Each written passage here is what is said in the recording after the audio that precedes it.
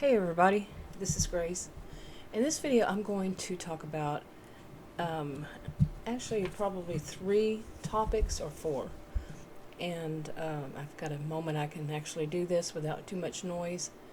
And I've been having a lot of trouble with technology, so I hope that this actually works and I'll get to it. But now the first one is, that like you see, witnessing narcissistic behaviors. Now some would just call it narcissistic abuse. It's really not just narcissistic, it's several different types. But when it's, you know people, whether it's offline or online, I'm going to put it that way, and you see them being taken advantage of, or, or maybe it's a company that is taking advantage of people, and you've experienced it. Or they're being, like I said, taken advantage of by a person, and you know that person is one way to certain people, and then behind the scenes, covert narcissist type. Okay. And I plan on doing a whole series on that. Now I plan on it, but with my troubles lately with technology, I might have to hold off on that and maybe do it later. But I'm going to do several subjects, not just that one. And with that, of people being taken advantage of, I want to also talk about the different types of abuse. Now, I looked online. I know which ones I was always taught were abuse. But I looked online to see what I could just gather from different sources. I didn't even write down the sources. I just looked up types of abuse. And it came up with 12 altogether that I saw.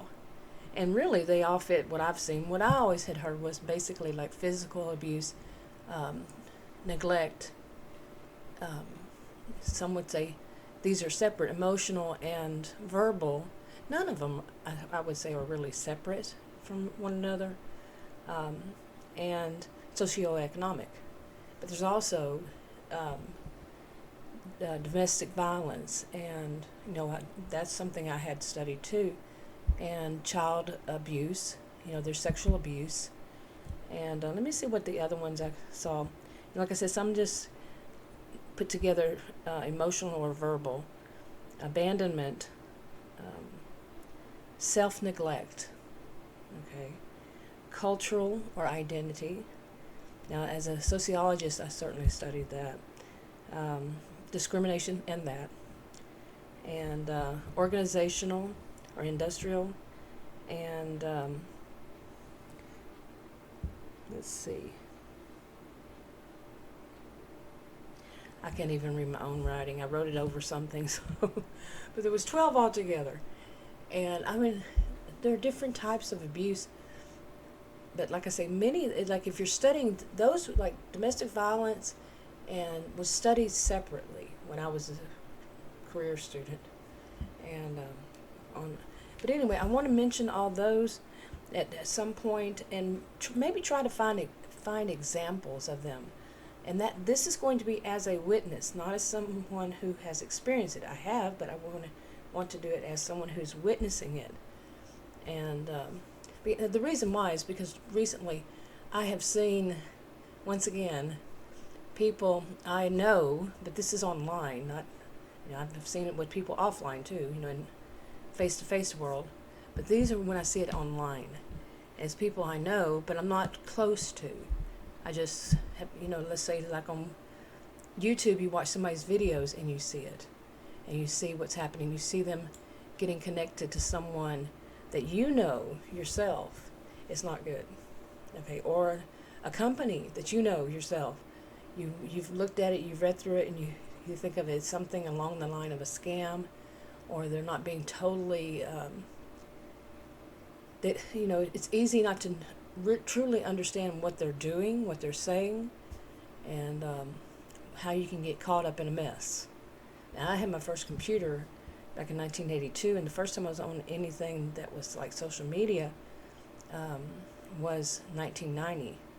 And I've seen plenty of these along the way, and plenty of people doing things behind the scene, covert, like that. And let's see what else. And then that's what I want to do a series on. And then there are other types of things that I want to talk about Like I said, I don't want to stick to just one topic with my my problems. I'm serious. I did a video about how many different types just recently, not the whole, but just the more recent ones I've had with videos, uploading them, making them, trying to upload them was really, really difficult. So, and this isn't that easy the way I'm doing it right now, but it's not really difficult, but it's hard for me to find. I'm losing my voice. Hard for me to find when the house is quiet enough. Seriously, when the house is quiet enough for me to be able to do them. And so I was going to start doing them, making the video outside and then putting it on, through the, just the voice, come back in and do it like this, but the voice, I knew it would do that. It would go too low and then go back up high whenever I'm talking. I'm doing it from here. So, let's see. Okay, and then, like I said, there were two other ones. One is just really just something I've been hearing people do lately, and that's calling one another white trash. And apparently there's a distinction between poor white trash and white trash. I've heard these all my life. I want to talk about those, as a sociologist, and why is this going on now again? Like, it's got to be resurrected. People have to do that. They're going to talk about one another like that. Okay, and another one is I want to talk about. This has come up again in my life that I've seen. Seriously, losing my voice. Seen or heard people talk about proof in this way. They've proven it. It's a fact, and what they're doing is seeing something, or something is happening to them, or is not happening to them. It's not in their what they've seen, or it is what they've seen. Okay, something along this line, and they believe that because they have or haven't, whatever is the case that in that situation, that therefore it's proof that it does or doesn't exist. Like, they haven't seen any, they don't know anybody who's had the coronavirus, so therefore that makes it that it's just all a hoax. That kind of mentality, and so many people can tell them, many people can tell them, well, I know somebody like this, I know that.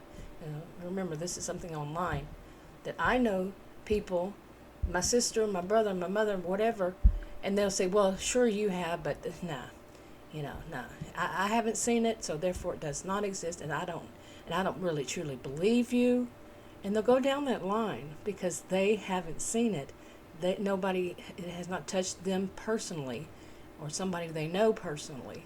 Therefore, it's a hoax. It doesn't exist. It's all hype. It's not true. Whatever it is, and that's all they need is just that to be able to say it and call it proof. I've seen this all over again. Yeah. Okay.